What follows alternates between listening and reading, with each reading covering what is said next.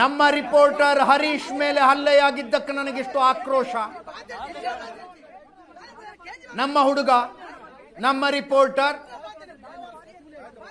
ಕರ್ತವ್ಯದ ಮೇಲೆ ಇದ್ದ ಆತ.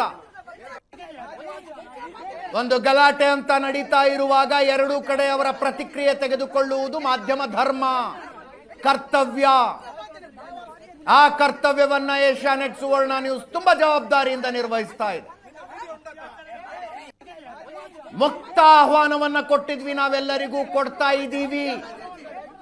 ಸೌಜನ್ಯ ಪ್ರಕರಣಕ್ಕೆ ಸಂಬಂಧಪಟ್ಟಂತೆ 13 ವರ್ಷಗಳ ಕಾಲ ವೇದಿಕೆಯ ಭಾಷಣದಲ್ಲಿ ಮಾತನಾಡಿದ್ದು ಸಾಕು, ನಮ್ಮ ಹತ್ರ ಪ್ರೂಫ್ ಇದೆ ಅಂದಿದ್ದು ಸಾಕು, ಅದು ಏನಿದೆಯೋ ತೆಗೆದುಕೊಂಡು ಬನ್ನಿ ಅಂತ ಹೇಳಿದ್ರು. ಒಬ್ಬೇ ಒಬ್ಬನೂ ಬರಲಿಲ್ಲ. We can understand this frustration. ಈ ಫ್ರಸ್ಟ್ರೇಷನ್ ನಮಗೆ ಅರ್ಥ ಆಗುತ್ತೆ. ಸತ್ಯ ಅನೇಕರ ಕಣ್ಣು ತೆರೆಸ್ತು. ಧರ್ಮ, ಧಾರ್ಮಿಕ ನಂಬಿಕೆ, ಧಾರ್ಮಿಕ ಭಾವನೆಗಳ ಮೇಲೆ ನಿರಂತರ ದಾಳಿ ನಡೀತಾ ಇತ್ತು.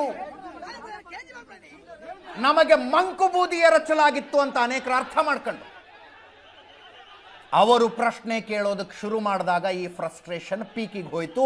ಅದರ ಭಾಗವಾಗಿ ನಮ್ಮ ರಿಪೋರ್ಟರ್ ಮೇಲೆ ಹಲ್ಲೆ, ನಮ್ಮ ರಿಪೋರ್ಟರ್ ಹರೀಶ್ ಮೇಲೆ ಹಲ್ಲೆ.